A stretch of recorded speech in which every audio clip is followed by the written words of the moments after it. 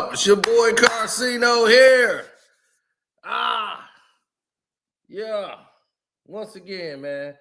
To the legendary MC, man, Yukmouth. When my best friend passed away, man, one of the last CDs I bought him, I believe it was the last CD I bought him, was Yukmouth. That was the last CD I bought him. So to have him have that and to move on and move forward with that under his belt, I was very proud that, that was that and Nas CD. I am. He had the double CD by Yukmouth. And he was one of the first rappers to really come out and say, yo, this guy here knows what he's talking about. This guy is on his shit. He was one of the first ones to really just acknowledge and just say, hey, he was like, with my story, he's like 95% on the money of what happened. He's like, I don't know how you know, but that's about 90%, 5% what went down. And I'm trying to figure out what 5% I got wrong. But yeah, we finally got a chance to chop it up like on his own platform and everything. And that was like love. So y'all guys get to hear it again, and don't forget to subscribe to Yukmouth TV. He got his own platform doing his own thing. He want to interview Kwame too. That'd be great. I would love to see them two. They talk about different smoke for about 2 hours straight. But let's kick it off. Hi, I'm Karceno. Oh, let's talk about it. Let's talk about it. No one knows Karceno and none of these. There's so much going on in the world, and I'm just giving my 2 cents on it. Go in and do a raid at someone's house, but you don't have an arrest warrant for them. Let's go, y'all. Fair you. Hey, everything you do, every post you make, every conscious decision that you make, everything you do is being.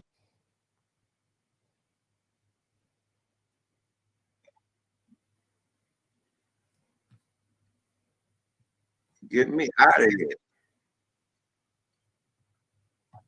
I should have fucked it up.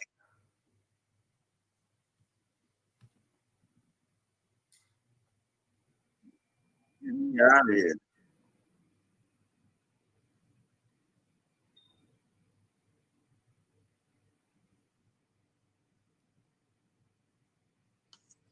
Hold on, y'all. I don't know why this shit ain't present to the screen. Let me add to stage. Thank you. Shit. All the guys done pulled up hella fast, man. Calico done pulled up hella fast. MJG pulled up. Y'all mute up, man, right quick. Let's go, y'all. Fair. Their belongings or to take their valuables. Sometimes it's about taking your life. That's it. Sometimes motherfuckers get the joy and the satisfaction just off taking your soul off of this earth and knowing that you're not here no more to get on their nerves. Real no existence. They just hold on, man. We gotta get Karceno on this motherfucker right quick, man. Let's get Karceno in here. Let's remove this content, man. Let's see what the guy got to say, man. Hit the like Karceno, man, what you doing, man? You moving and grooving, Playboy? Yeah, you know what? I'm back. Headed back to the crib. Your ass coming from a strip club. I was coming from gambling. Yeah, the other strip club and gambling. That's it. I already knew you had all them pictures of them strippers. I'm like, this thing came from the strip club ASAP. Welcome to Yukmouth TV, man. I'm definitely a subscriber to your shit, man. Thank you, brother. A lot of history in hip hop, man. Your stories be definitely true. Because all the stories you tell, I'm like, how the fuck you know? And then all them rap-a-lot stories, I'm like, this nigga was there. I don't know. Like, so you definitely, you true blue. They be thinking like, how? Yeah. hey, he don't know nothing. I'm like, shit. And the stories he telling, Yeah. no, There's a lot of stuff. Yeah, there's a lot of stuff I didn't tell. That's the thing they don't even understand. I'll be like, man, it's stuff I can't even tell you. I wish I could. Right, but right. yeah, man, this thing here about the content, man. You got the official snitch that's been revealed on a big U case. You got Drake with the new video looking like Kendrick Super Bowl shit, and you got Sauce Walker responding to him getting shot. Man, what you got to say about the content? Oh man, so far, because I was watching this because I ain't see this one yet with the new snitch, but the Drake thing, I saw that, man. And you know, and once again, man, this dude is Drake. It's like when K-Dot made that video, Squabble Up, and he had that book, How to Be Kendrick for Dummies. That was perfect for Drake. Cause he playing right into it. Cause all he did was, it's like, dog, you don't have the confidence. Everybody can see it. You don't have the confidence to be creative. You doing just like everybody else doing. You proven you are a carbon copy. All you want to do is copy Kendrick. You can't be creative. There's no artistic anything with you. Everything about you now is in question. You are what they call a carbon copy. You probably, every time he come out with a song, you got to worry about, did he even make it? Whose song it is? Where the reference track? You know, everybody gonna be thinking that now. His whole thing has been shattered. So he spent all this big budget money to try to make it look like Kendrick so he can have everybody's attention, his eyes and ears, so they could do the comparison with Not Like Us, so he can get some push, because he just threw a whole bunch of shit against the wall to see what was gonna stick. And out of all of it, he found this one song. After 21 damn incomplete, unfinished tracks, you made songs before, you know exactly what that sound like. If you heard that Drake and Party album, you knew that. I was like, oh yeah, this some old dated stuff. They didn't finish this. He just jumped on it. You could tell right away. I'm like, man, they ain't even mixed this right. It's crazy. So facts. Yeah, it was knockoff Future. Cardi was a knockoff. I mean, Party Next Door was a Future. Like it was horrible. Horrible. Yeah, Drake song. That's why they made the single by himself. Like, why the single? It's a group album. Why the single ain't got both of them on the highway? Exactly. That's because it was all a mask. If it don't sell, it's Party fault. You know, it ain't a real Drake album. But if it's successful, oh, it's me. So if you Party, you right away getting used again. And now you see The Weeknd walked away from that deal, and he's like, I ain't signing my life away. And look to Drake. And that's why Drake saw exactly. He got a movie coming out, net worth over 300 million, Party net worth about 6. And this is why. Right. And you stuck in a deal for life. You got about 12 more years to go on your contract. You in the sweatshop.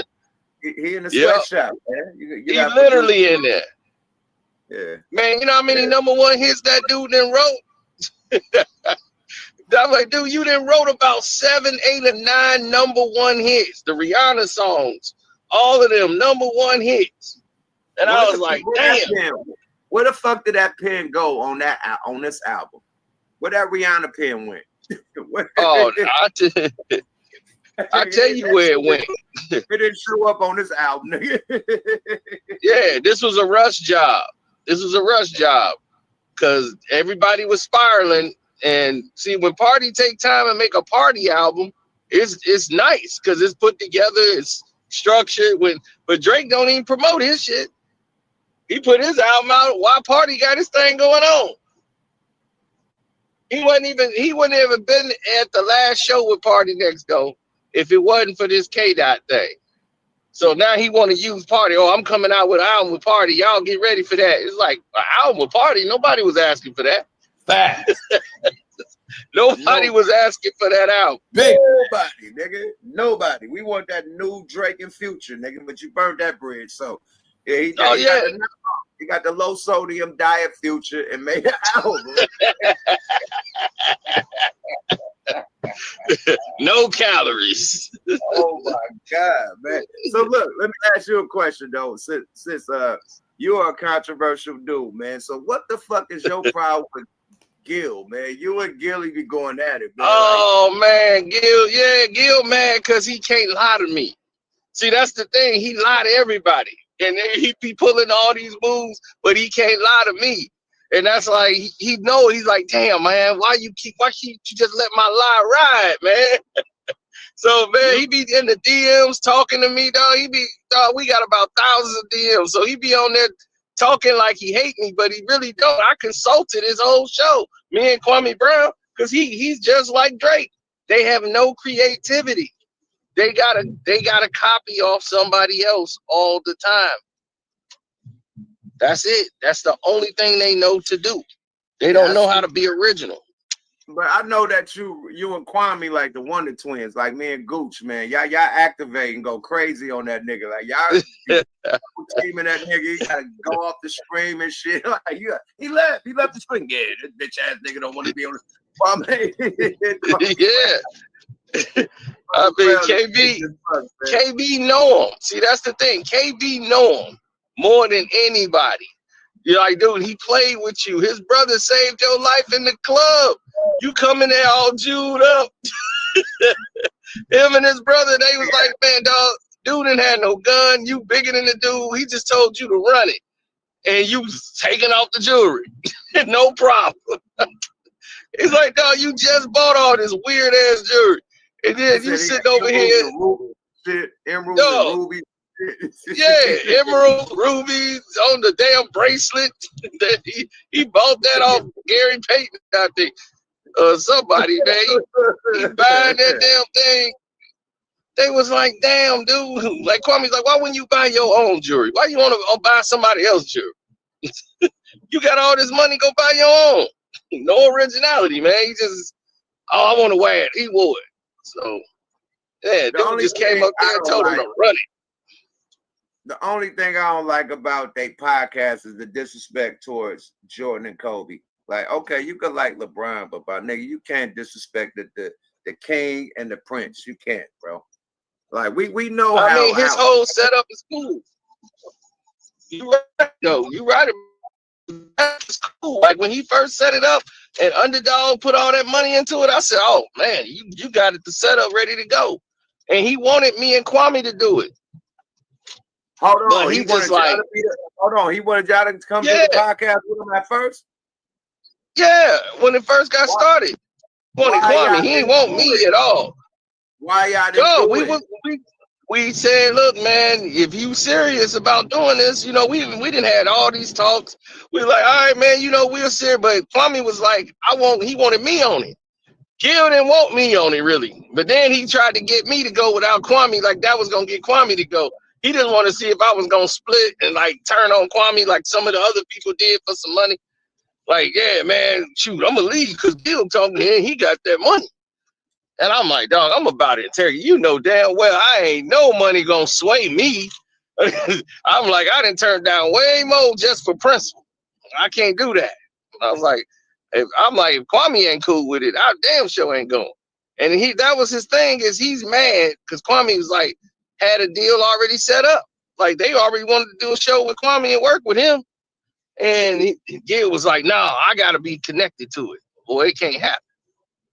So he was like, oh, if Gil got to be connected, then I don't want to do it because he think he going to be the boss of me. That ain't going to work.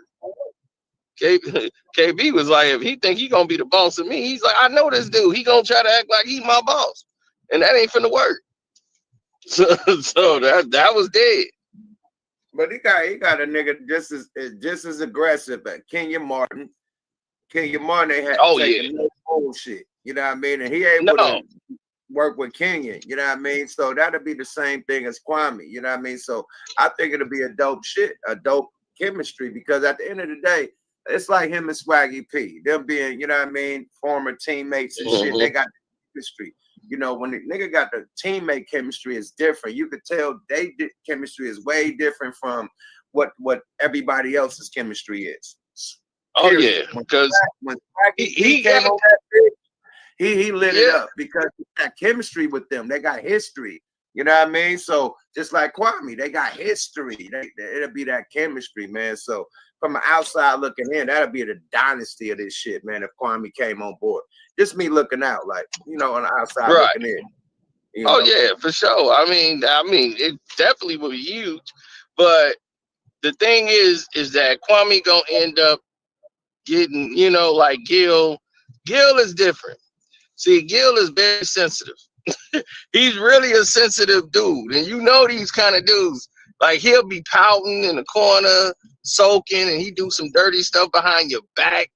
Like he's really a shiesty dude, man, for real.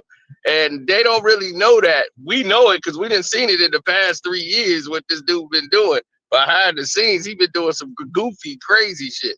But when Kwame was on there, Kwame would have said something, or Kwame would have got a lot of cheers more than him. It would affect him. It'll hurt his pride. Then he'll be trying, man, we got to get Kwame off the show.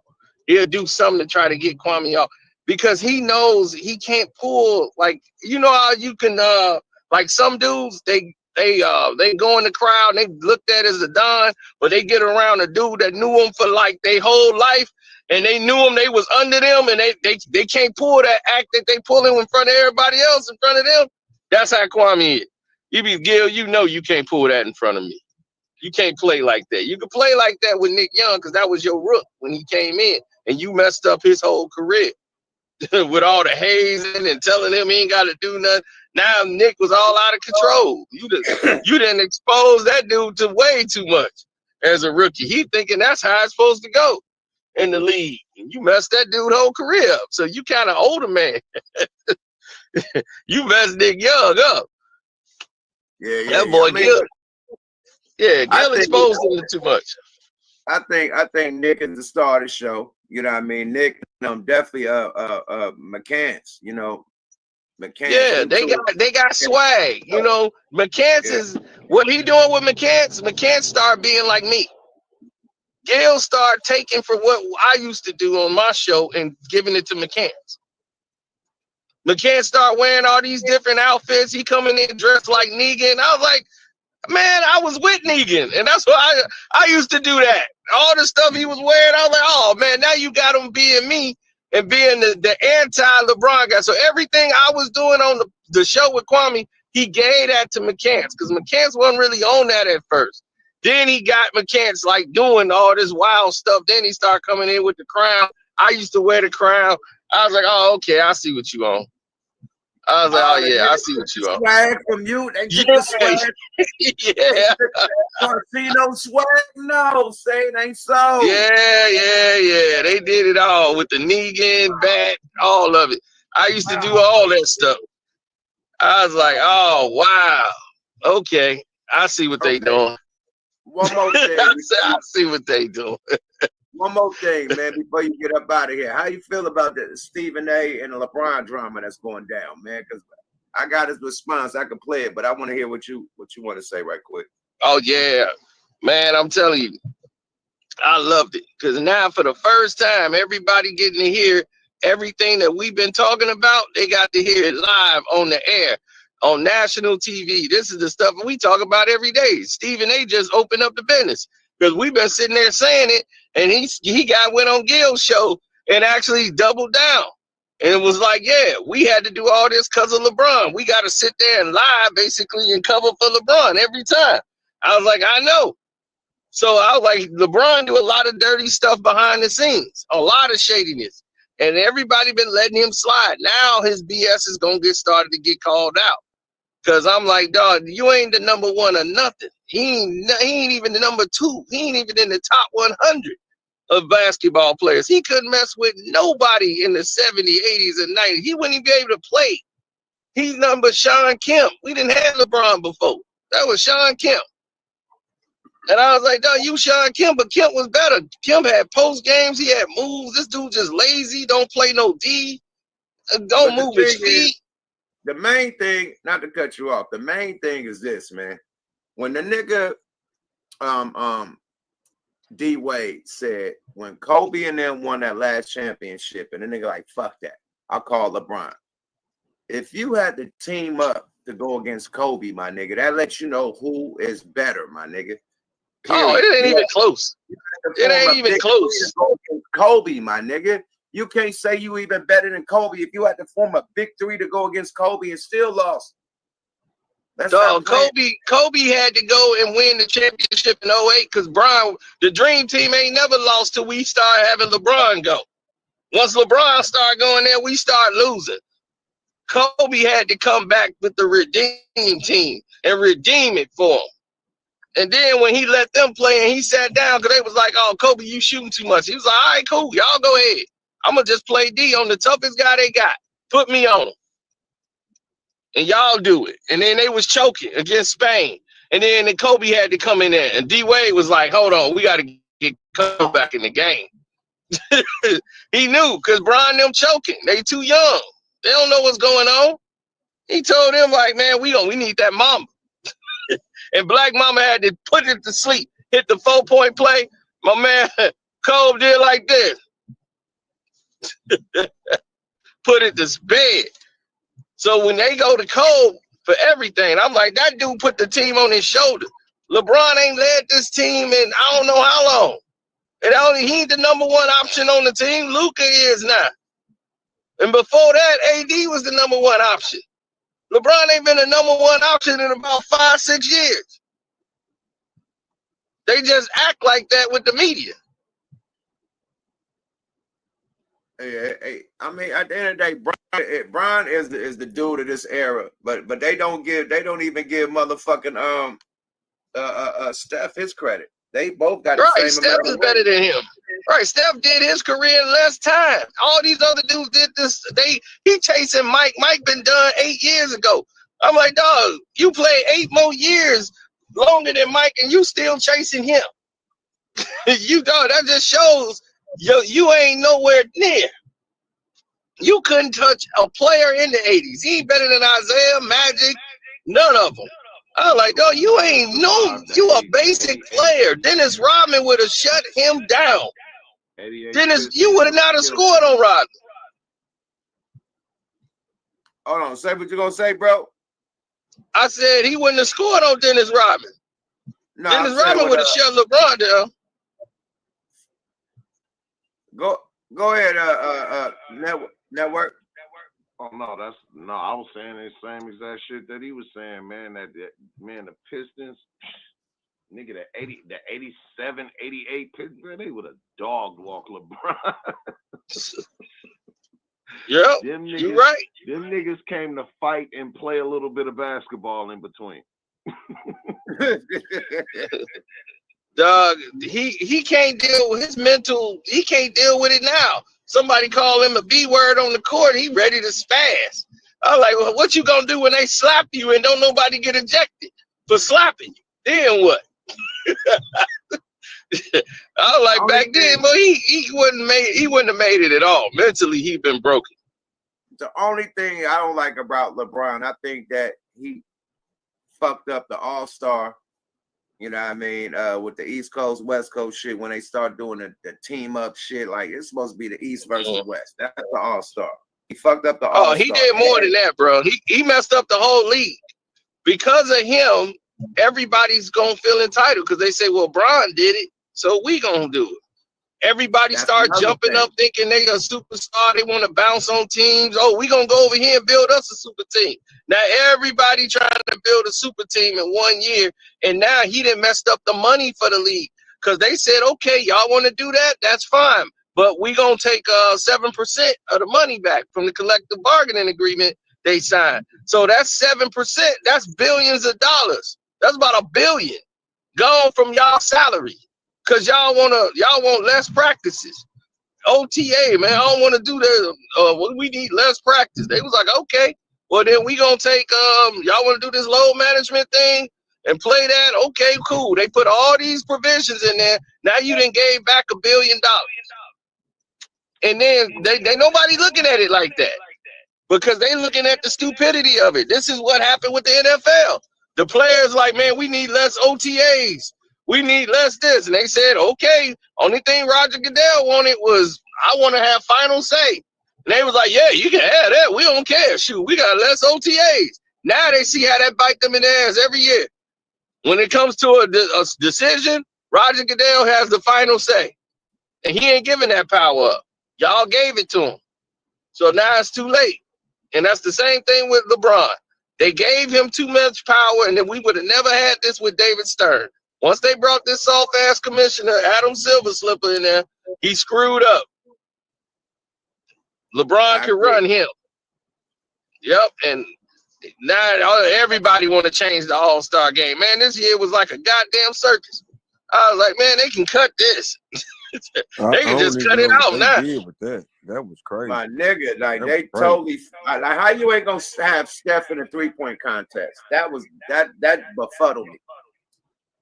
That's Steph's decision. He created this weekend. This was his brainchild. This was Steph Curry's All-Star weekend. Hold on. He created a 3-point contest without him in it. Yeah, he put that in there. He put everything in there. He brought Mr. Beast. He brought all this garbage. This was all Steph Curry's doing, his production. Oh, wow. Because of LeBron. LeBron wanted to make that team LeBron versus team everybody else crap. That was his thing. So everybody was like, all right, look, we're going to do Steph way now. And it's like, come on, man, y'all doing too much. Steph got that. LeBron was a brat. He didn't play. Like, you see how brat shit, I don't like the little brat shit he be doing. Like, play, nigga. Yep. Just because it was his all weekend in the Bay Area, and then Steph got the whole wop. You don't want to play? He know, man. He know he could have set out that Wednesday and let old boy play, man. That dude from the Clippers. He got averaged 26 points damn near. You know what I mean? Right. Powell should have played, but that's Powell LeBron. Started. You know what I mean? LeBron knew he wasn't gonna play. He knew he wasn't gonna play that last game. And you know, and I'm a Laker fan, but you know, right is right. And you right, Karceno, like LeBron do. Yeah. He knew that. You know what I mean? And who set out way before and let another somebody else play. LeBron, man, that was some whole shit he did. Yeah, because that's what it's always about him. That's what I said. Dude's a narcissist, man. He just has to have it about him. I don't think he cares about nobody. Really, he don't care about nobody. Look how he did D-Wade. He didn't go up to his Hall of Fame induction because, and the reason he turned it down, because D-Wade didn't select him to announce him into the Hall of Fame. He chose AI. And LeBron didn't like that, so he didn't even show up. That's the real reason. Everybody sitting around here acting like they don't know the reason. I'm like, come on, man. We all know the reason. We know what went down. He didn't get selected. D-Wade didn't choose him. He chose AI. That's why he wore number 3, because of AI. I was like, see, AI was who he watched growing up and was like Mike and AI. That was it for him. So I'm like, if he go in the hall, he want AI to put him in the hall. If he couldn't get Mike, he's like, man, look, I want AI. That's who I patterned my game at. That's who I watch. Brian didn't want that. Brian thought he should be the one to do it. And once he didn't select Brian was like, oh, I got some business out of town. I'm going overseas. Didn't go ahead. Yeah, go ahead. Go ahead. No, go ahead. I just wanted to ask you if him and Chris Paul had something to do with their new collective bargaining agreement you was talking about. Is Chris Paul still the president of the Players Association? No, he's not. Right now, it's McCollum. CJ McCollum, the president, and Jaylen Brown is the vice president. But they only got Jaylen Brown in there to be the face for the players. And he make too much sense when he talk. So they won't want CJ to handle everything from now on, because he was just supposed to be there to say, all right, we got one of our own up in there, a hooper. But yeah, he get too involved in what's going on. CJ he's really political. Chris Paul was the one that went in there and got that deal for the players, so they can get the less practices and everything else. You are absolutely correct. He was in there when they made that decision. They had him, and once they did that, it was him and Derek Fisher for the Lakers. So D. Fish messed everybody up because he came in there, did this damn deal, and screwed everybody up. And they didn't really like it, him and Chris Paul. went in there and did this deal. And then Derek Fisher was out, and Chris Paul became the president. They was mad, but I was like, Chris Paul was with him. Yeah, I knew it was something like that. Yeah. Yeah, players wanted to kill D Fish once they realized how they eventually got screwed. Yeah, he had something to do with that little financial. That's where he left and started that little player financial stuff now that they had. Yeah. The new little players, and they said he was taking all their cheese. The rookies that come in, teaching them about how to invest their money and stuff. But he had a whole little vehicle through him. Man, he was lighting their ass up. Allegedly, that's what they say. You know what I mean? They alleged. That's what they do now, man. That's what they say. Who got your money? D Fish got your girl and your money. He take it, boy. That's a boy. Go. And then one more thing, man. Why wasn't he at the Kobe statue reveal when he had a game that day? Cause dude is all egomaniac, man. It's got to be about him. He knew he wanted to go there. He was like, everybody's like, oh man, Bron gonna show up. He ain't gonna show up because he was excluded because he couldn't speak at Kobe's funeral. The Lakers let you speak the day before. Vanessa you weren't Kobe homie like that. You weren't close to him. Mike speaking. Everybody else speaking. They not the people that know him. If anybody, Kyrie Irving would have been speaking before you. He had no relationship with you like that. That you gonna speak at his funeral?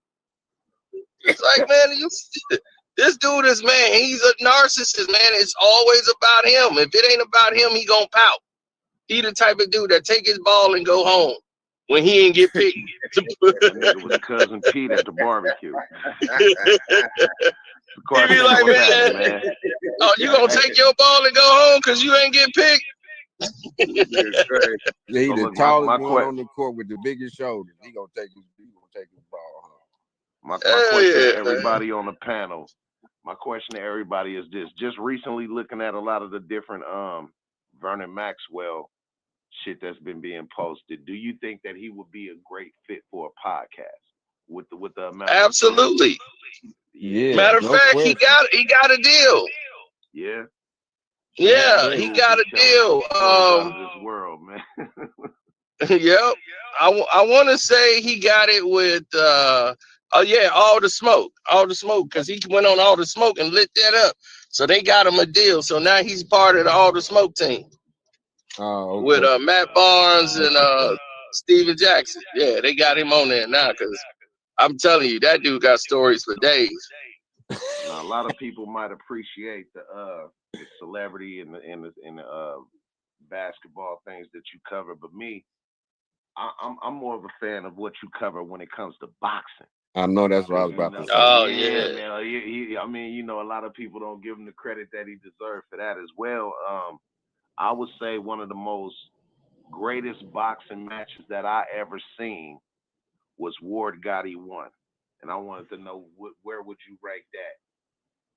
Oh, that's a great fight as far as back and forth. Those are the ones that's hard to score because it's like each guy come in, man. And I've seen those fights like you normally see them in the smaller weights though. When they go back and forth like that, and they go, Paulie Ayala and Johnny Tapia, like all three of those fights was wars, Those two just go back and forth, and you can't even pick a winner.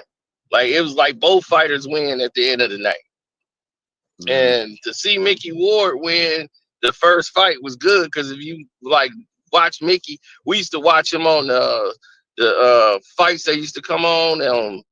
I forgot what it was, TBC, TBS, or whatever. They used to have them fights on. World of Sports. Yeah, man. Fuck all that. We all got it. I want to ask everybody on the stage why they robbed Maidana, because Maidana came and beat Adrian Broner ass and Floyd Mayweather ass on that first fight. Why did they give that to Floyd? Because he beat the shit out of Floyd. The daughter was crying like, you see the braces. Nah, he didn't win. He didn't win the first fight. I mean, he made it close because he won the early rounds. He had that boy bumped up, lumped up, nose bleeding and shit, nigga. Yeah, the first fight he did. I mean, he did well in the first fight in the first 4 rounds. But once Floyd went to his body, Yeah. Yeah, the second fight, he couldn't touch him at all. But the first fight, he came out strong and got started early. So he was just being extra physical with Floyd because he was bigger. And he was just throwing punches. He throws them at weird angles. So early on, he had caught Floyd and was like wrestling with him. But after the fourth round, that fight was over. It was a wrap. He couldn't do nothing with Floyd no more. Yeah, it was a wrap. Yeah, after the fourth round, he couldn't do nothing with Floyd no more. It was, and I was like, if they can rematch it all he want, he ain't gonna win this. Floyd ain't got him figured out. He ain't got no tricks. AB mistake was he's too flat-footed. You can't be flat-footed with Madonna. You gotta stay back. Floyd ain't flat-footed like that. And AB was dropped his hand. Yeah, because he was going for the feint.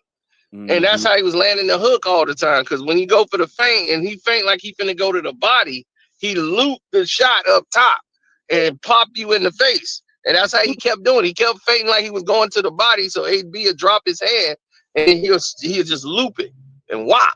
Just catching him with that left hook every time because he flat-footed.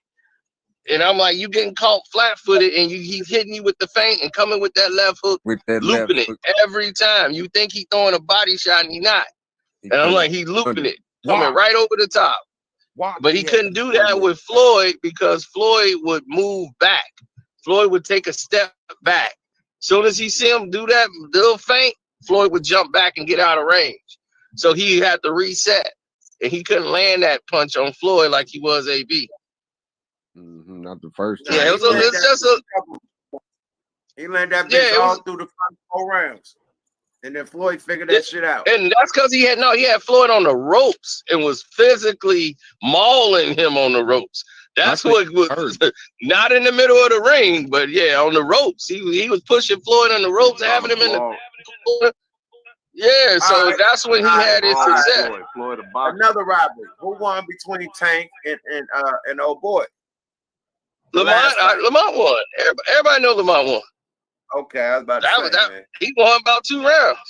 Now, the thing about it is that Lamont know him. They fought in the amateurs. We done been in the camps with both of them, so I done seen them forever. So Lamont Roach, I already know Lamont can fight, and that's why I was telling everybody, like, this is not finna be what y'all think. Like, this fight gonna be close, but Lamont fights like one fight he looked great, then the next fight, it's like mediocre. It's like, man, like, what you doing? You ain't letting your hands go. You're not doing what you should be doing. So good that fight. Oh yeah, he was focused. It's a big fight. It's the biggest fight of his life, and he was coming up from the lighter weights. But see, that's the thing about Adrian Broner. He's never fought the champions of the division. Nobody. He fought Frank Martin, Ryan Garcia. These dudes. Devontae. Yeah, Tank. Right. Tank ain't fighting none of the best fighters in the division. He's been avoiding all of them. He said AB? Yeah, you said Adrian. No, I was talking about Tank. Yeah, Tank. Oh, that was probably my mistake. Yeah, I meant Tank. So Tank had never fought any of the nobody that was the champion in the divisions. He was fighting these, setup fights. He fought I'm looking at his opponent's list. I'm like, Jesus, you ain't fought nobody. Nobody with a belt. No title, no Lomachenko's, none of these people.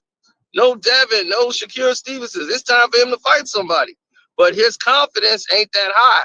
Plus, this guy know your style. He know when you finna throw that big left. He know that's what you want to do. You're not busy with your left hook. He know how to defend it and take all that away from him. Lamont Roach continuously. He won by that jab. That jab was so busy and pointing him out. That jab. Yeah, but it was how he was throwing it. He was throwing it with a feint. He was staying on his left. He would stay on his left, and then he was started off with a jab, but it was different speeds. He would throw it with a hitch, like he'll dip his shoulder a little bit to try to get him to reach, because Tank is short. Right, Tank is short, so he got to try to get you to lean and use your offense against you. He needs you to throw your punch so he can get his offense going. So he waiting on the jab. So he be sitting there waiting on it, but he couldn't time it because he was giving him a hitch with his shoulder. And he would take a bite and be like, okay, he ain't finna throw it. Then he'll fire that jab right down the middle. And he was throwing it off speed. He'll throw one soft like a rangefinder and come with a right hand. So Tank don't know if he's jabbing or is he using it as a rangefinder. So he was confused. And he was, man, he threw a sharp jab down the pipe, pop, hit the Tank. I was like, damn, that's what messed him up. That's what messed his eye up. Because the girl that did his hair was like, she was like, look, I did your hair on Wednesday. Ain't no grease gonna last that long. Not in no fight. You gonna be your forehead gonna be shiny as hell before the fight start, man. And that grease gonna run now, man. No. Right. Because that nigga in his eye and that nigga seen that electric blue donut. But if you look at the footage, right, before that feint jab, that nigga got caught with a left hook. Yeah, he did. Right hook. He got caught with a right hook that boom woke his shit up. And then he backed up. Then he hit that little feint jab, and then he took a knee. So I think that right hook shook his ass. You feel me? It wasn't that jab.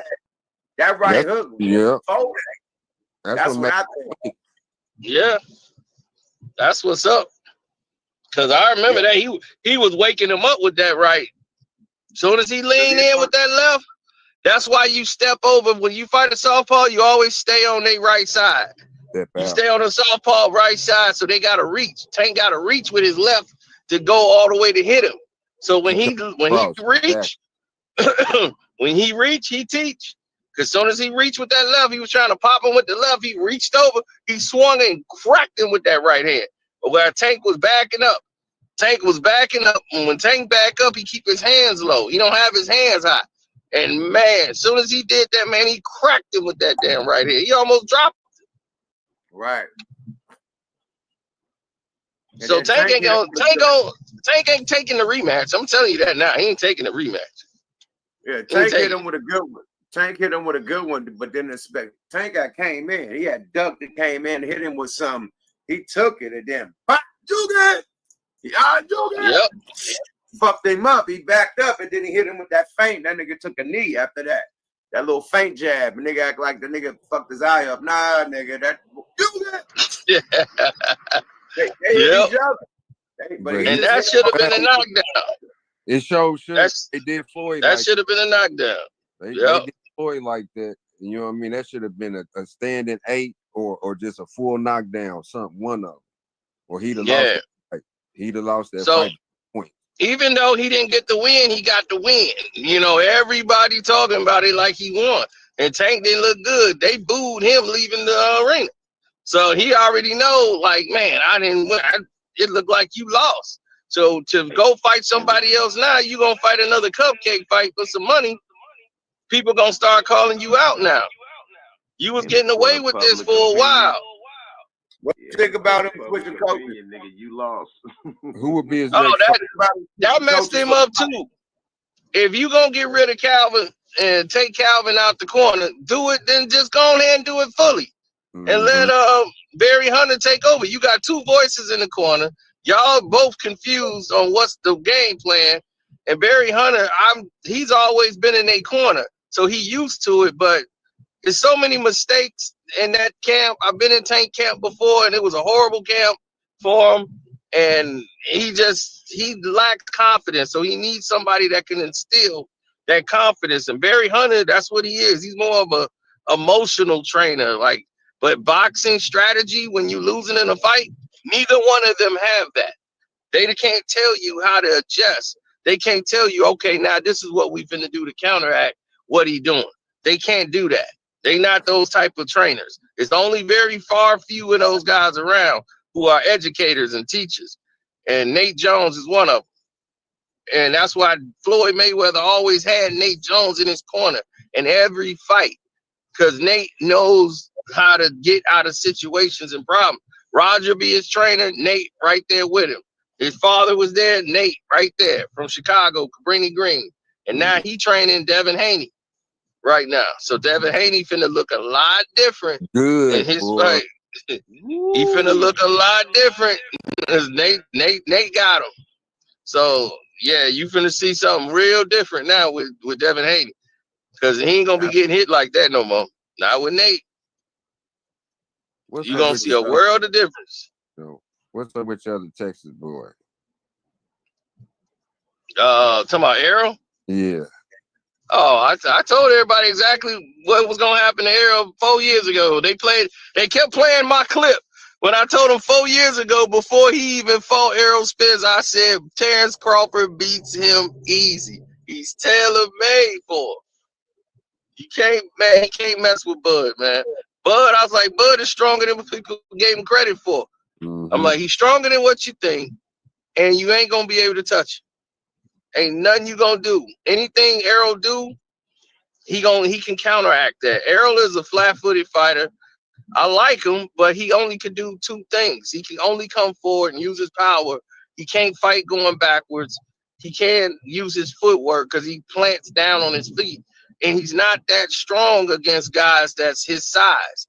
Only time he's strong against smaller 135 guys. That's why they kept him on a diet of fighting them 130 guys moving up in weight so he can overpower.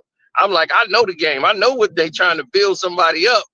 But when they got to meet the real truth in that division, and you come face to face with the guy that's been fighting all the dogs in the division, the trenches with the Grinches. Yeah, exactly. I knew. I was like, this the money. This is the money. The best thing about Bud, besides his strength, is that he could do southpaw, and unorthodox. You know what I mean? So he could go both ways on your ass. He could switch it up. Yeah. That's what he did on the Earl fight. He kept switching it up. You know what I mean? No, he actually didn't switch at all. And Errol was expecting him to switch. He stayed southpaw the entire fight. But he don't fight. He's a southpaw the entire fight. That's why I'm saying he don't fight southpaw. He switched it up. He's right-handed, but he's right-handed, but he fights more southpaw than he does any other style. But he stayed in southpaw mode because Errol was waiting on him to switch. And he was like, okay, he waiting on me to switch, but I'm not going to switch. I'm going to fight him straight southpaw all night because I don't need to. He's like, if I feel it need to change, I'll change. But I don't think I need to change. Everything working. You didn't need to change. You was poking mop sticks in that nigga eye. What Eddie's clocked that boy in his eye, he lumped that boy up. Man, it was something crazy. Man. Nigga, he looked like the Elephant Man. If you watch the Elephant Man movie, that nigga eye was 9 months pregnant. Oh, what do you say, fat eye? That boy eye was done. Man, dog, he got hit with everything, dog. He couldn't slip nothing. He couldn't. Dog, Bud everything he was trying was working. He couldn't do nothing with Bud because he was stuck. Because Bud kept him on the outside. He couldn't muscle Bud. When he tried to push him back and Bud stood him up, I said, oh yeah, it's over. Yeah. I saw that in the third round. I said, yeah, he getting stopped. I told him, I'm like, he getting stopped because ain't nothing he could do now but stand in front of Bud. And he don't have no footwork. He can't hit no angles. Only thing he can do is just, keep fighting back. And that ain't going to work. Because I'm like, he's slower. His reflexes are slower. Than Bud is going to take him apart.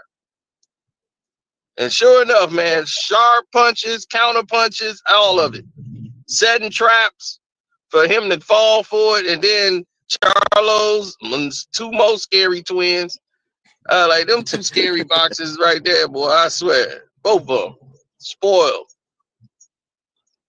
There's too many friends in boxing right now. Yeah, we almost had an altercation with the Charlos. Early in their career, man. Both of them, because they used to be on our boxing website, and our partner Sean, who owned the website, he from Houston, so he been knowing them since they was kids, and he worked at the gym, trained with them, everything. So he used to man, we used to look out for these kids, everything. I covered them growing up, man, they gonna bring the title to Houston, these are the next kids. And he was like, man, all that started going to their head, and the family started treating them different, like they were special. So they started thinking like they was extra. Then one fighter, we interviewing the fighters, and one fighter, because they all signed under Al Heyman, said, I'm gonna say it off the record, but I don't want it to be, my name out there with it. But he was just like, one of the twins, he was like, Jamal, the oldest one, he's like, he got some dog in him, but he's like, Jamel, I don't know if he got that I don't know if he got that dog in him like his brother, you know, like, but he's like, I definitely see it in Jamal, but it's like, I don't know if the younger twin got it like that. So when we wrote the article, we put it out, they flip out on us. Like, we work for them. Like, man, I dare y'all. Y'all supposed to be with us. Y'all supposed to be with the Charlos. I dare somebody dogging us out like that. And y'all ain't gonna even tell us what's going on. Y'all just put that out there. I'm like, whoa. That's an interview. I'm like, we're not saying that about you. They said that about y'all. And Jamal was going off because he get overprotective when somebody talk about his younger twin. Because I guess this was something they heard their whole life. Like, Jamel is the soft one and he the tough one, you know. So they hear this coming up. They get extra emotional. And so I'm just like, man, like, what is going on over here? Because they talking to Sean more than they talking to me. And then Jamal was just, you know, Sean is a pastor, you know, at a church and everything and helping out. So they could talk. They talking just reckless to him. And I'm like, Sean, I'm like, see, they doing that with you because they know, like, oh, he a pastor, you know, Sean don't curse, don't say nothing. I like, look, give him my number. I was like, I did the interview. I don't know why they keep talking to you. Tell him if Jamal got a problem, have him call me.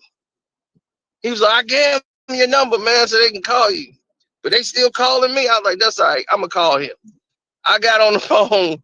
First, I talked to Jamel. And me and Jamel, it was cool in one conversation. He understood. He was like, oh, okay. Because he was like, man, I wanted to know who did it. You know, who said it. So he was like, we just wanted to know who said it because we didn't want to be around that dude. You know what I'm saying? Like, I don't want him to be around and we giving him fake hugs and all this.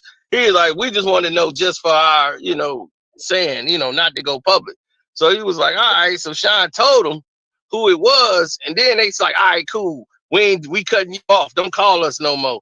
You ride with him now. And hung up on Sean. I was like, that was disrespectful. So he was like, yeah, you're right. He's like, my brother, you know, he got his title fight coming up. Don't stress it. It's all good. So me and Mel, no problem. Next thing you know, Jamal answers the phone. And he gets on the phone with me and starts talking about, man, I don't want to talk about it no more.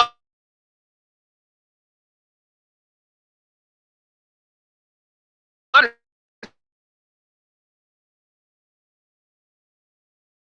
told you.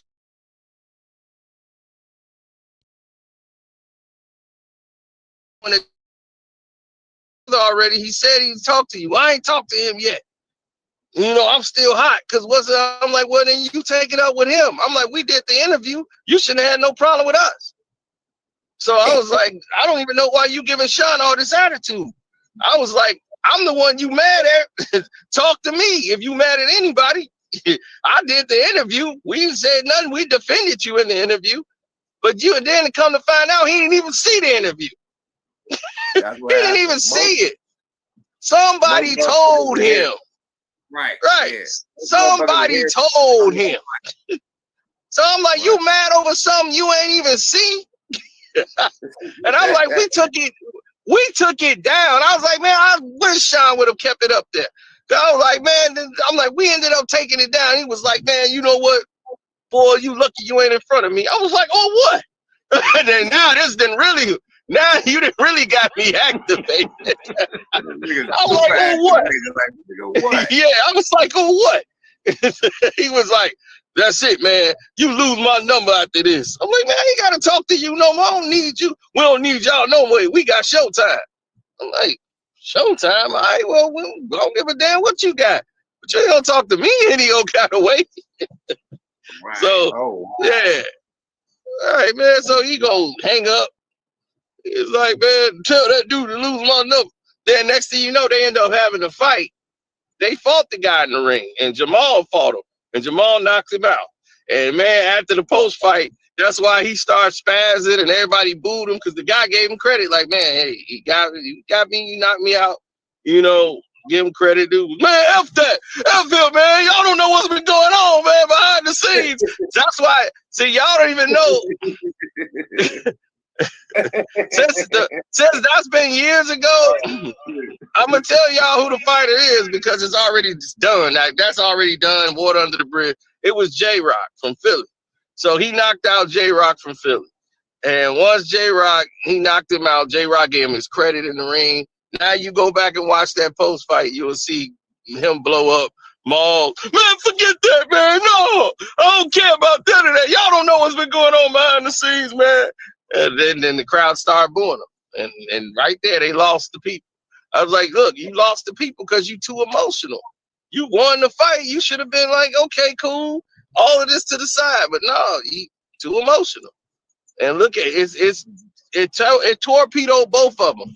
And the reason why Mel went on my bad side, because I was like, he didn't, because he was doing like, you know how he was like, all right, we cool, everything good. Then he'll get around his brother and be like, yeah, F them. Yeah, man, we don't need them. F them. When he around his brother, then come back around us and be like, oh, man, you know, y'all all good. It's all love. Like he was over there with Sean chilling, everything. Then his brother walk in, he gonna run over there to his brother, and then he don't say nothing no more. I'm like, dude, stay over there. Don't come back over here.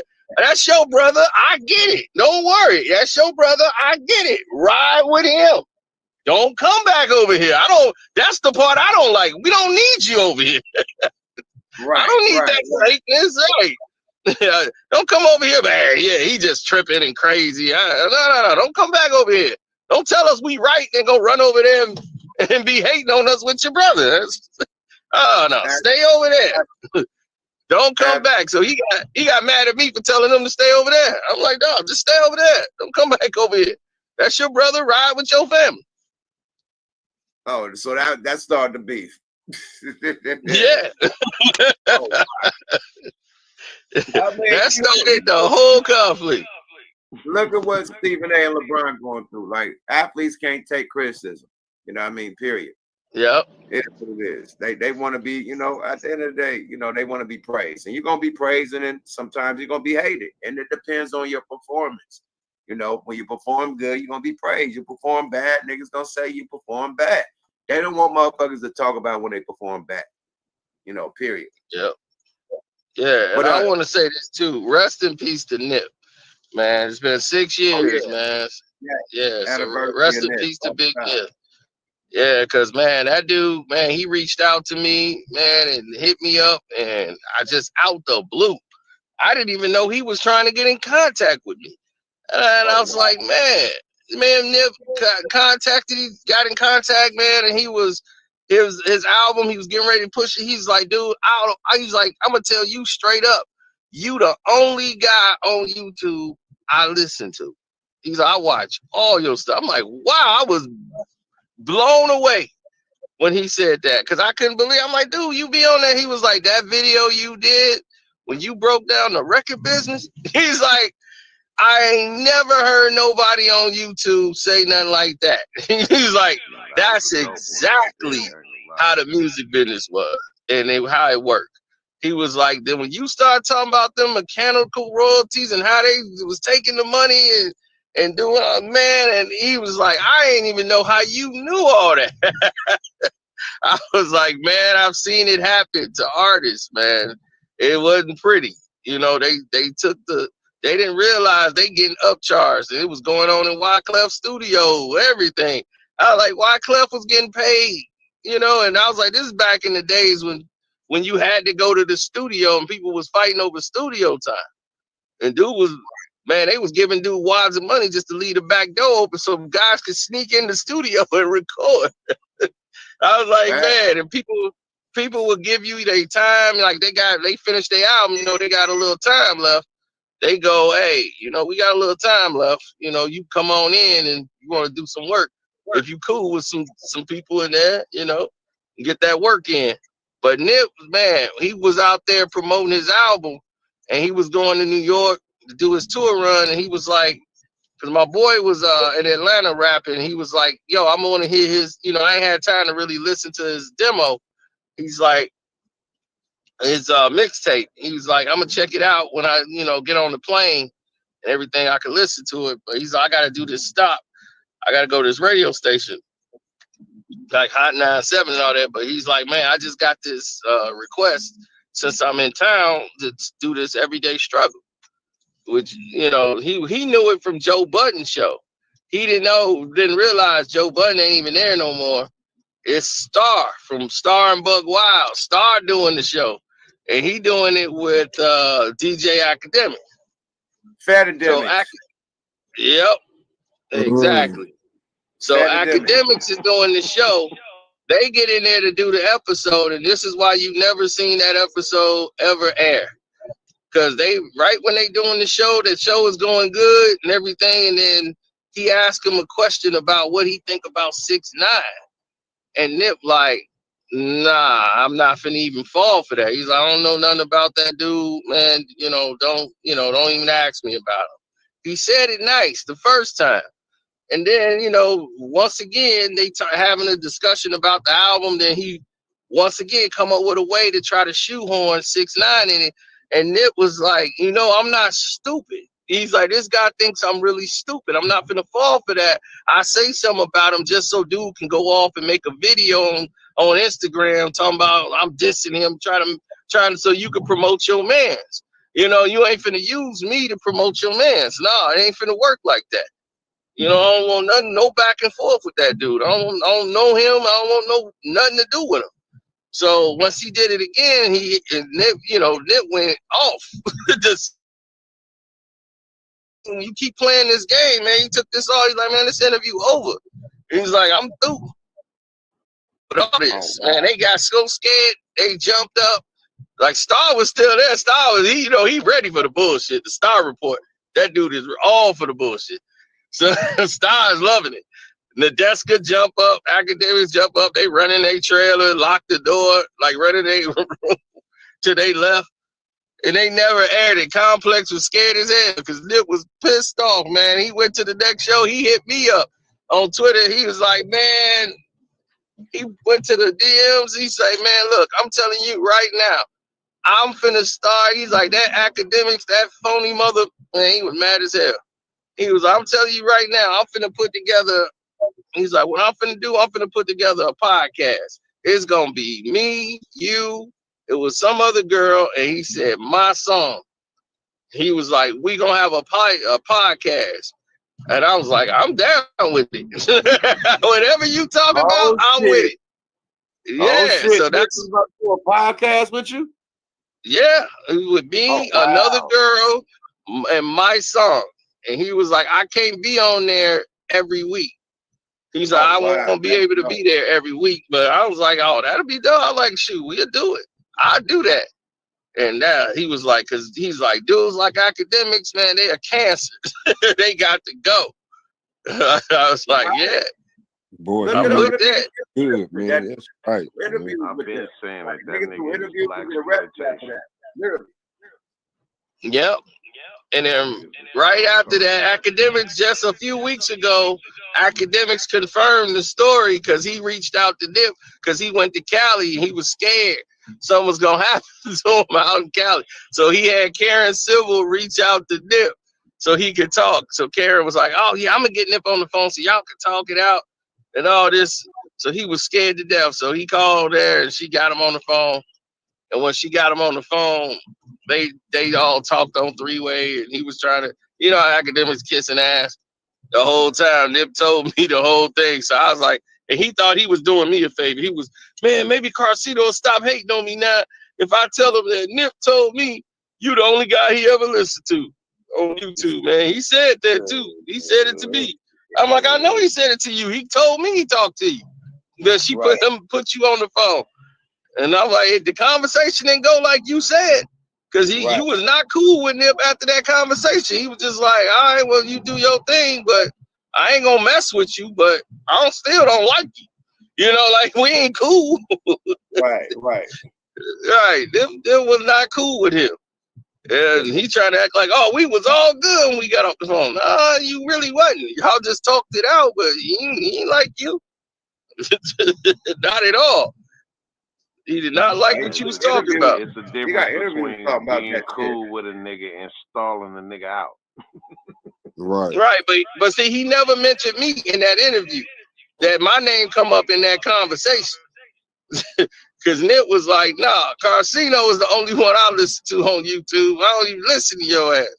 And he's like, but I heard you when you talking that bullshit. Because what really got him pissed is when he said that about 21 Savage.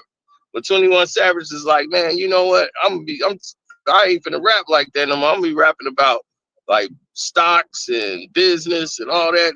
And academics is like, no, man, I don't want to hear 21 Savage. I want to hear him rap about killing people. I don't want to hear him rap about no business and all that. No, we want to hear about the murder. We want to hear that. Once he said that on Everyday Struggle, that really pissed him off. He was like, this is what he want. He want to make money off all us dying. So all of us getting shot, all of us dying, everybody crashing out. Yeah, so he didn't like nothing about dude, you know, because he don't know nothing about hip hop. He know nothing about the history of hip hop at all. Nothing. He don't come from it. I'm like, dude came here from Jamaica at 10 and was in his damn basement of his stepdaddy house. That's it. Just on the computer, gaming and all that stuff. He just used this as a hustle. These dudes now, Vlad, Adam 2 skateboarder. You know hip hop. These dudes don't know nothing about it. I was like, how the hell they talking about they put the king of hip hop podcast? I'm like, where? None of them. Trap Lord Ross. And I'm like, dog, who are you?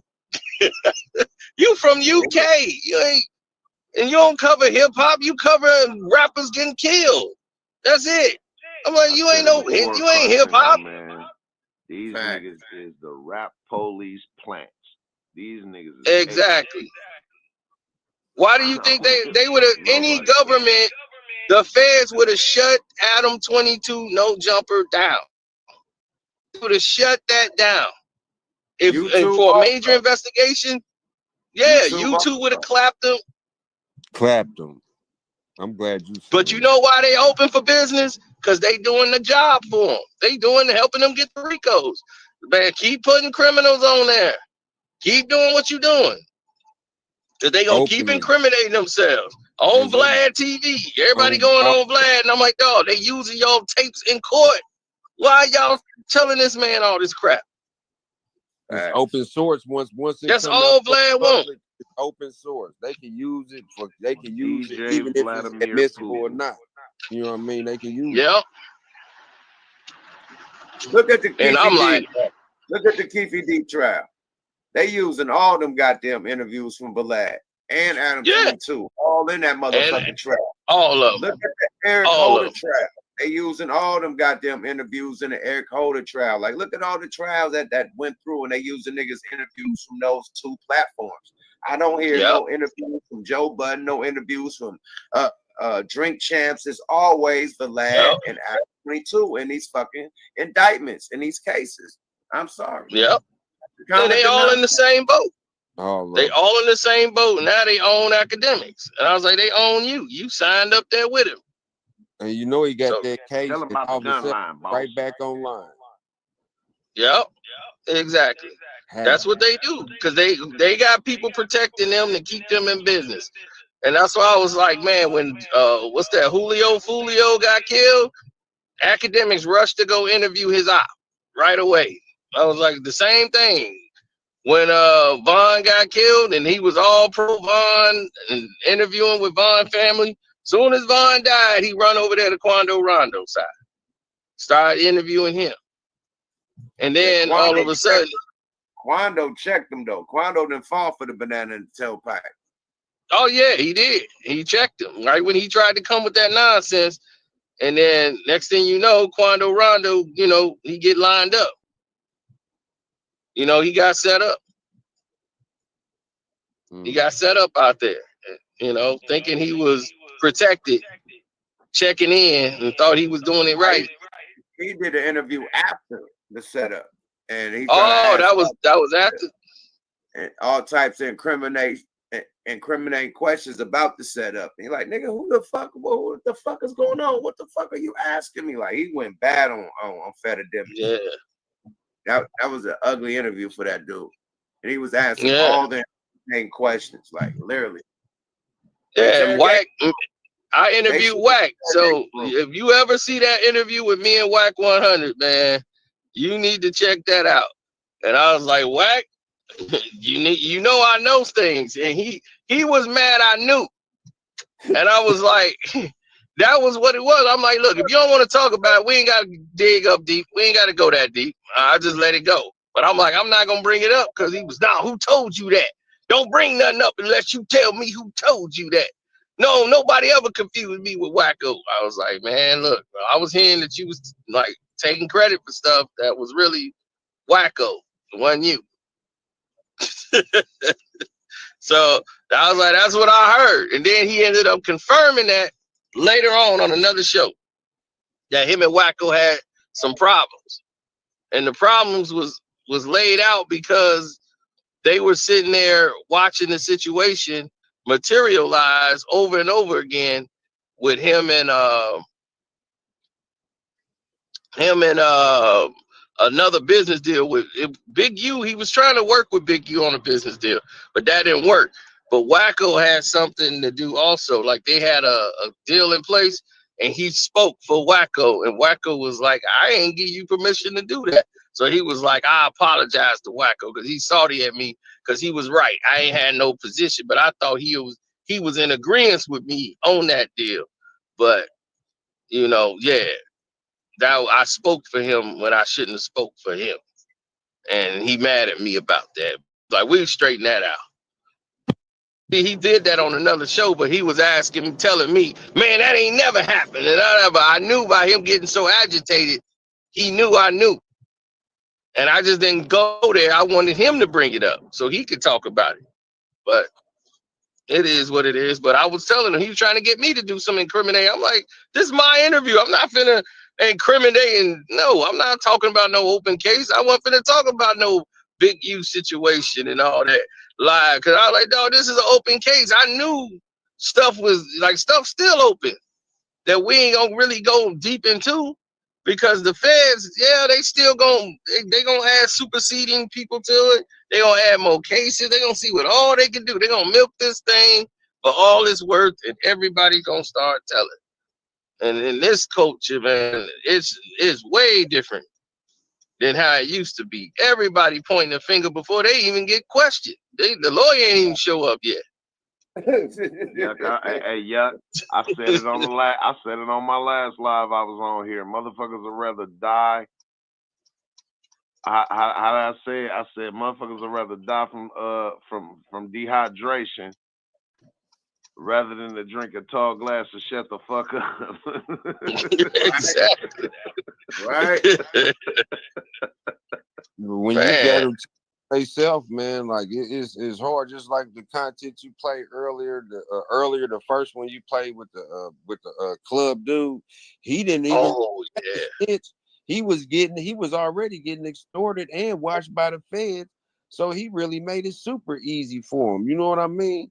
And all he did was just open the door up wider. You know what I mean? They already extorted you. You know what I mean? Yeah. Just you know what I mean? Just put a little season on the steak for it. You know what I mean? They already cooked. You know what I mean? Just serve them up. And that's what he did. To reach back into the content for a second, man. My thoughts on the Drake Nokia video, man.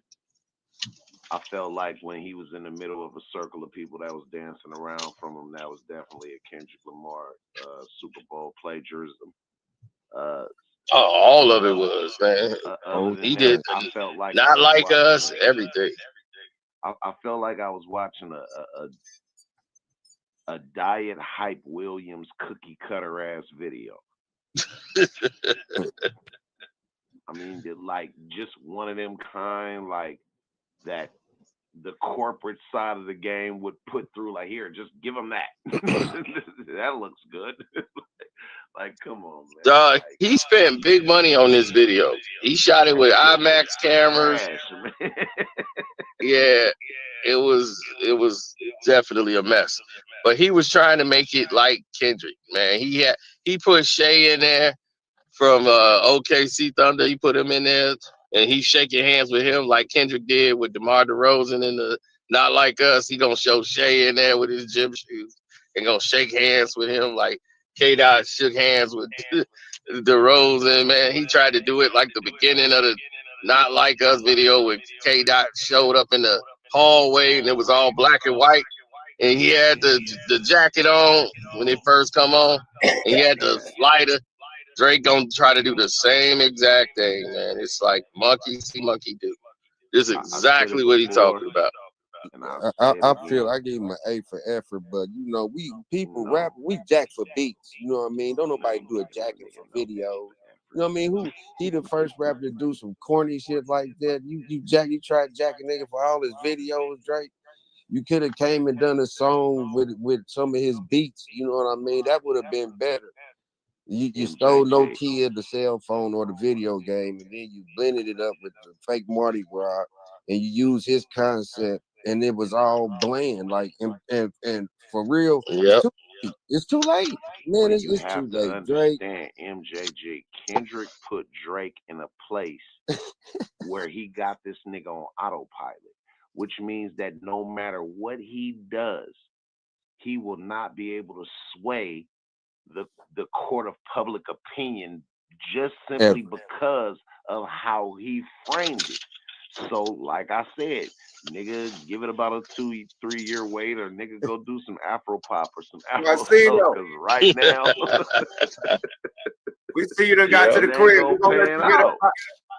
We see you got to the crib. We're gonna let you get up out of here, man. Thanks for tapping in, Karceno. Oh, for sure, man. Thanks for having me on, man.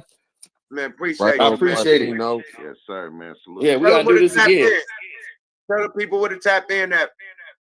Oh man, you can come to Karceno for Life, man, on the YouTube.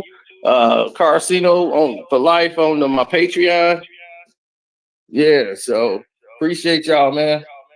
Oh yeah, thanks for tapping in, bro. Yeah, all right. Oh yeah, we need that motherfucking that goddamn the Bus Life interview, man. We definitely need your boy Kwame on. Oh yeah, man. I'm definitely gonna run it by KB. KB over here. I'm gonna DM you. Yeah, y'all right up his alley. With all that smoke, yeah, he gonna love that. Yeah, that what do you call that? Yeah, we gonna get it in, man. Appreciate it. All right, appreciate you. All right, one. Yes, sir. That nigga drove a country mile, man. Where that nigga was coming from? That nigga was coming from Las Vegas. I said, damn boy, he drove out of town. That nigga drove from Oakland to motherfucking Gardena. Hey, but salute to Karceno, man. He a big dog in the game, man. Y'all go follow him, Karceno for Life on the tube, man. He a big guy in this shit, man. Big content creator, man. Appreciate him tapping in. But hell yeah, man. God damn, man. Shit wild tonight. You see what happened to the dude that shot Sauce Walker? Yeah, the nigga that got unalive in Houston. Yeah, I was like, damn. Hey, shit happened in the field, man. It's real. And the guy in that banner, the rapper jumped the fence, man, broke his leg and died, man. Yeah, young Scooter. What you think about that? That's bullshit. They saying that allegedly. They saying that the ATL police had something to do with it, allegedly. I don't be on that bad news like that. It's the two little things I broke Drew now broke the same thing, and that nigga alive. Right. So I don't, and Drew now is older. So I don't know, man. But no, Drew now said like if that's surgery. Mute it right. Mute yourself, my nigga. I got you. Yeah. Drew down broke his shit, right? And the veins was detached. And the surgeon had a minute to attach the veins. And if she didn't attach it, figure out how to attach the veins, nigga, he was gonna bleed to death. So it probably was one of them situations, if, you know what I mean, where they couldn't attach the veins and it was a wrap, you know what I mean? But Drew down he wouldn't have been a wrap. He would have just lost his foot. Drew down said they would have just had to chop his foot off. Like he would have been decapitated on the foot. He wouldn't have lost his life though. But for him to have the same injury and lose his life, that's fishy, you know. Yeah, Drew would have just lost his foot. He wouldn't have lost his life. So let me rephrase that. Well, go ahead. Unmute. Talk y'all shit. I wanted to I don't But want to keep first off, hold on, one more thing. Rest in peace and condolences to young school and the family. You know what I mean? Everybody that tapped in with him. You know what I mean? Legendary hip hop artists from ATL. You know, we ain't gonna speak over that. Now, I want to say much love for them having me up on the panel.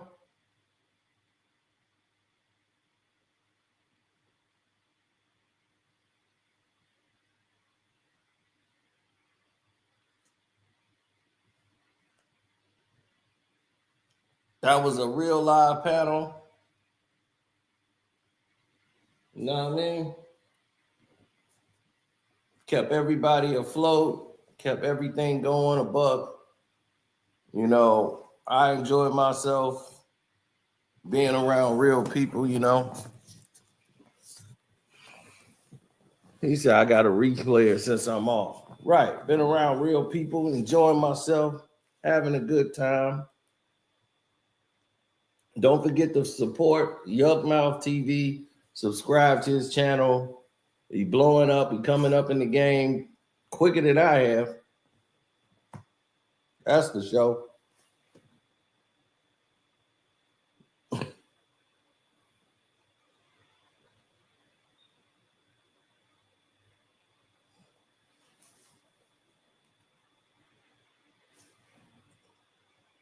Definitely like, share, and subscribe to the page. Yeah, he was the first guy to really give me my props on here, you know, so.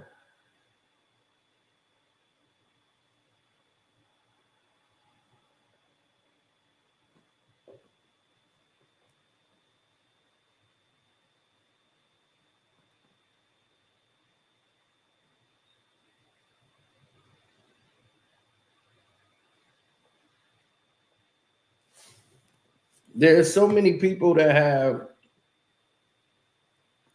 the game I'm playing, Monster Hunter Wilds. I don't know what the hell I'm doing. It's the most embarrassing gameplay I've ever seen. I watched the NCAA game today. So a whole lot of stuff went down today.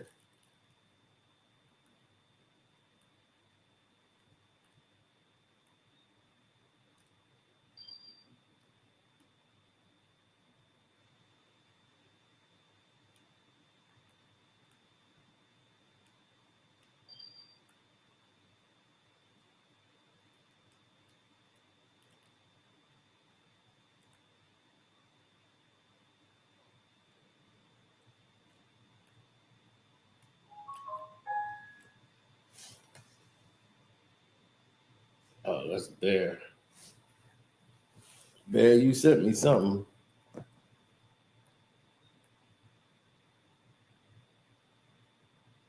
I don't know what you sent exactly, but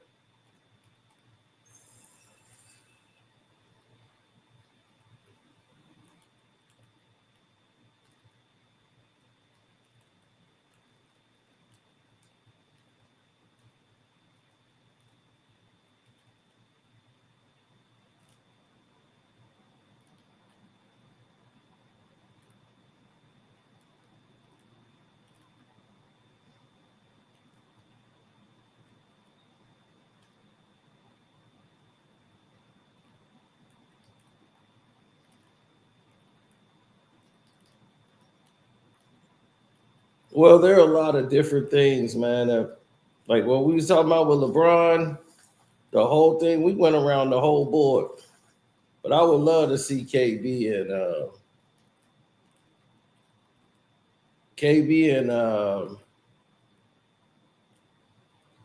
Yukmouth. Yeah, that'd be gold.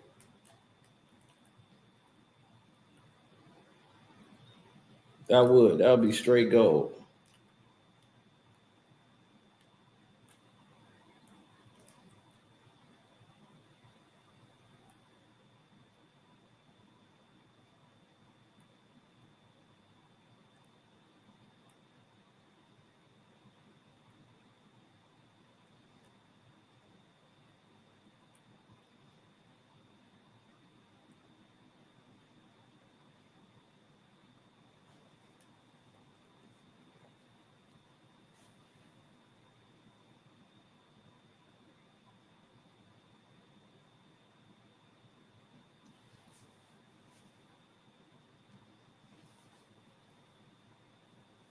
Man, that corrupt game, boy. The NCAA know they corrupt. They cheat Duke. They cheat Duke out of the game against Houston because it's gonna mess up everybody's bets. I had Duke versus Michigan State on my sheets. I'm like, okay, Duke versus Michigan State. That sounds about right. Let's go ahead and get that cracking. And they go ahead and decide they want to do it their way.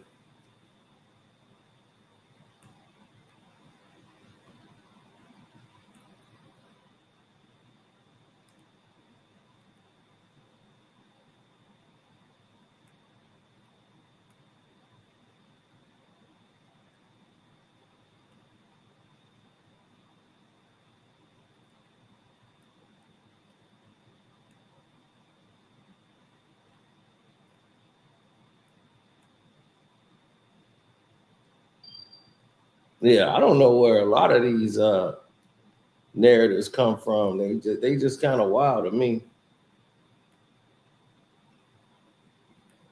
Yuck has always kept things a buck. For real.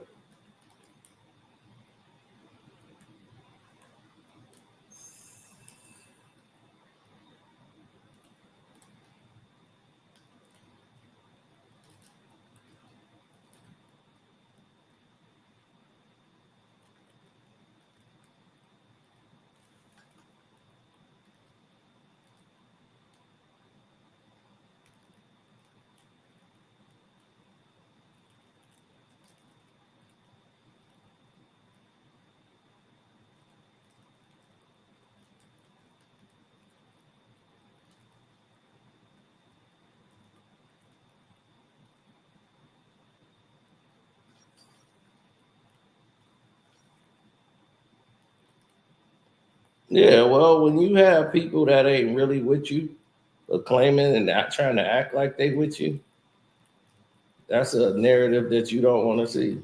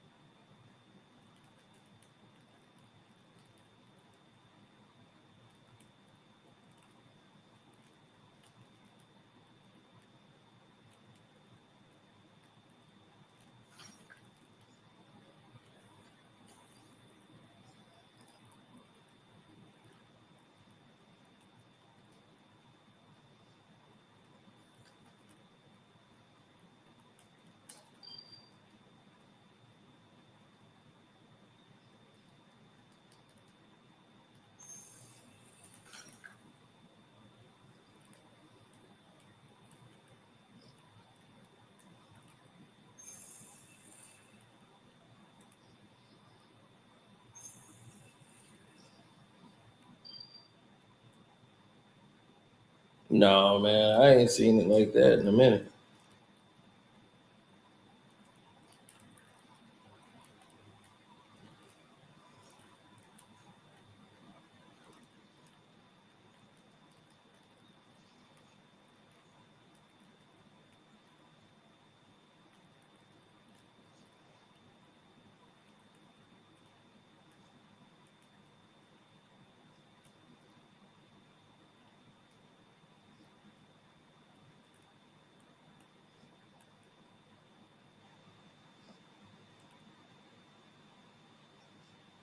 Mm-mm.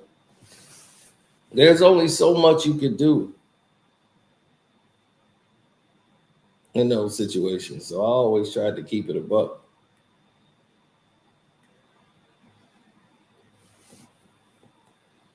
Oh yeah, man. I always show love to everybody that support the page, the whole nine.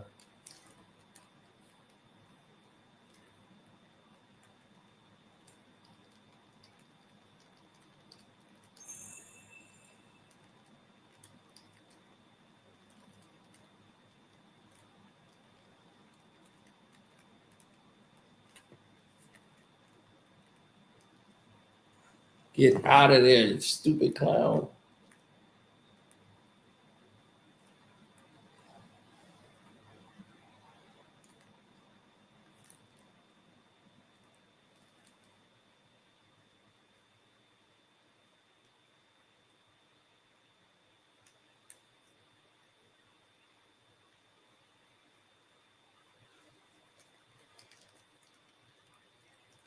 Get that, get some. I'm dead.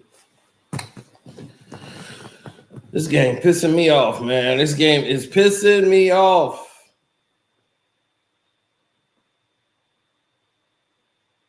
I did everything right.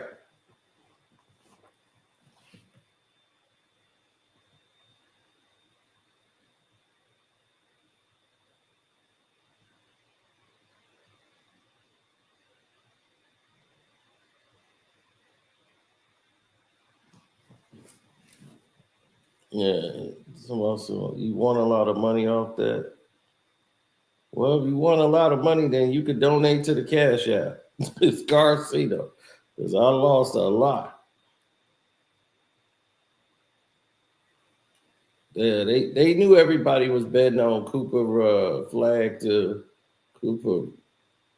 Yeah, Cooper flag to get that championship, and they screwed them out of that game. It was like less than 1 minute to go.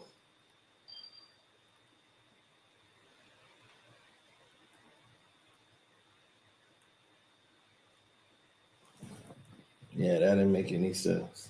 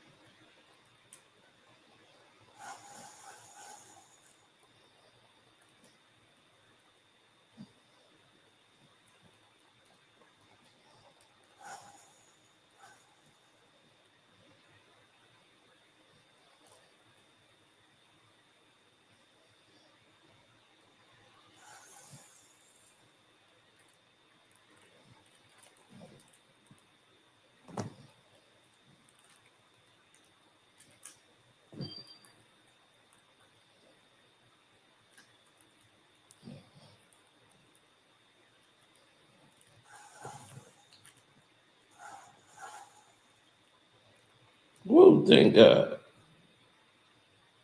I'm like, where are you going? I need you.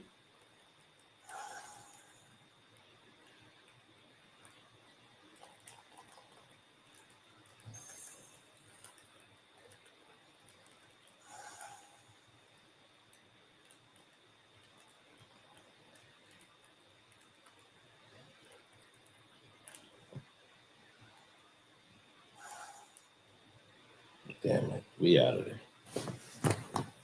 Oh, man.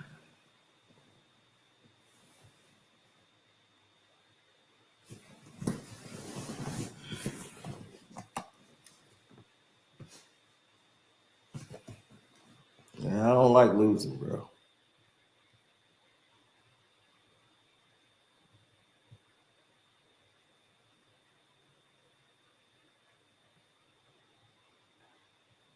I'm so glad I didn't bet that Houston game. I was just about to bet it too.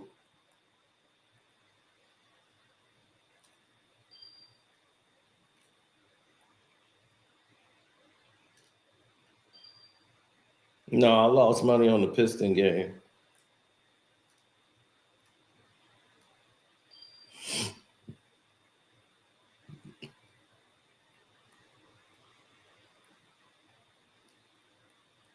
Yeah, I had a lot of fun. Speaking with Yuck and the rest of the game, like the thing that made it essential to me and what made it special was the fact that they understood like what we were doing. Like a lot of those guys heard of me they only know you from the videos. Like most of them know the truth behind videos and all that stuff. So, it was fun to do it that way. So where they know you a little bit. Now, most of y'all, it's like a broken record.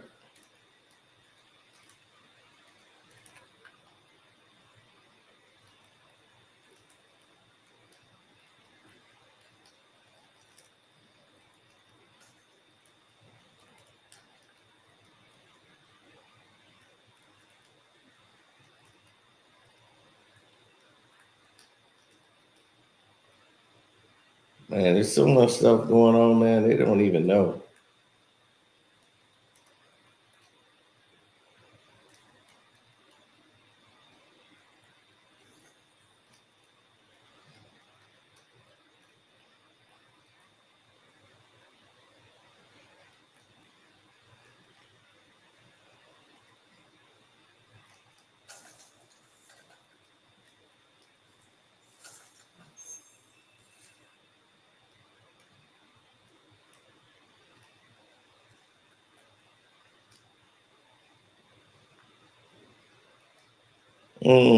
Nah.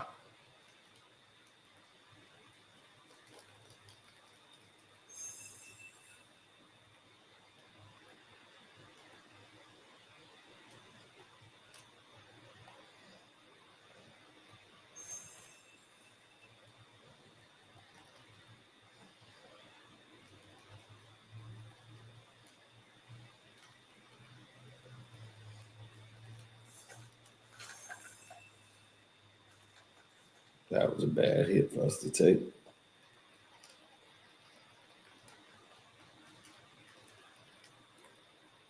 That was a really bad hit for us to take.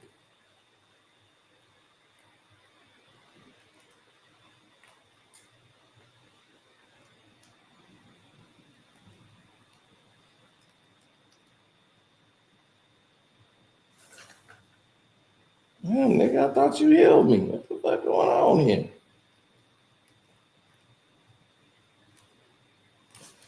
I ain't get healed at all.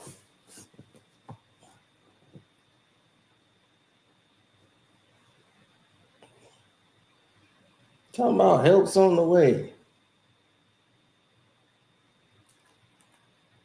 You ain't give me no goddamn help.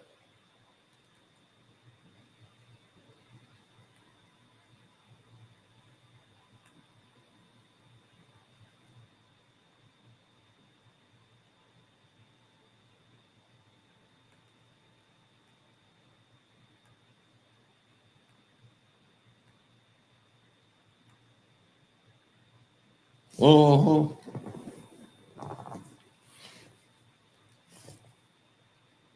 Yeah. Nah, it was good though. Oh, exposing that junkie. Oh, ain't nothing he can say now. That junkie exposed.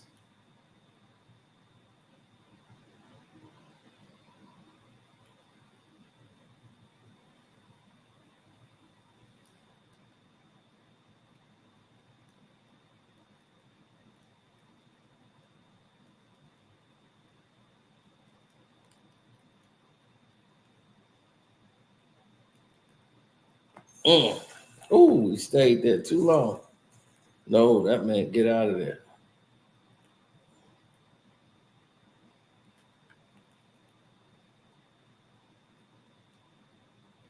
Oh, that's what's up. Swing on his head. Dip on him.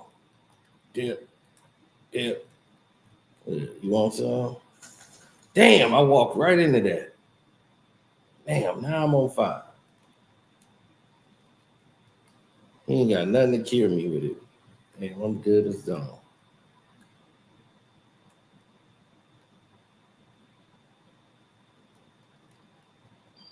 I might as well go out swinging. Yeah.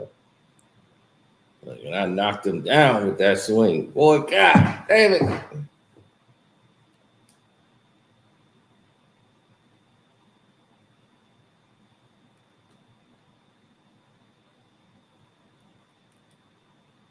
I got leverage over him with that video. I got a lot of videos. See, this idiot didn't know I had that in the vote. I had that in the vote for over a year. You see, that's what they don't know. I got so much in the vote, they don't even understand. It don't even make sense for these fools to even attempt. I just wait for the right moment to strike. Once he put that out, talking about he was at Kenya Martin's house. Kenya Martin invited me to his house. And I was like, okay, now's the time. Drop the Kenya Martin one. Boom.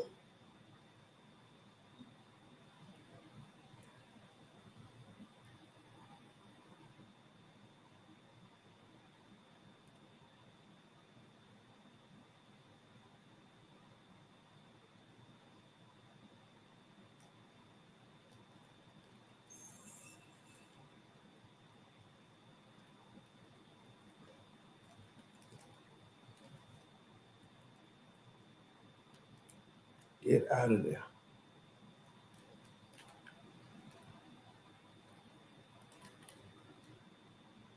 All right, that's what I like. Dip on. Yeah, that's what I'm talking about. Yeah, now that's what I like. Right in the head. Headshot. Jump on. Yes. That's what I'm talking about. Load up. Get out of there. Don't tell me you're on fire. Damn, dog, we had him. Shake him out. Oh, snap.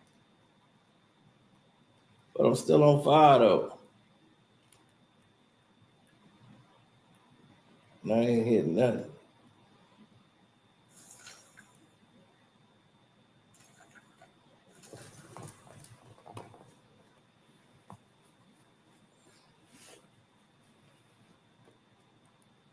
All right, it's because I'm talking to y'all. I'm going to slay this beast tonight.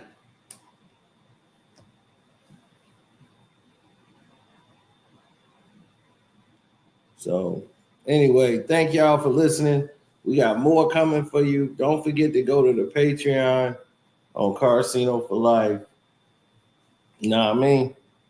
Got a lot more in stuff. Deuces.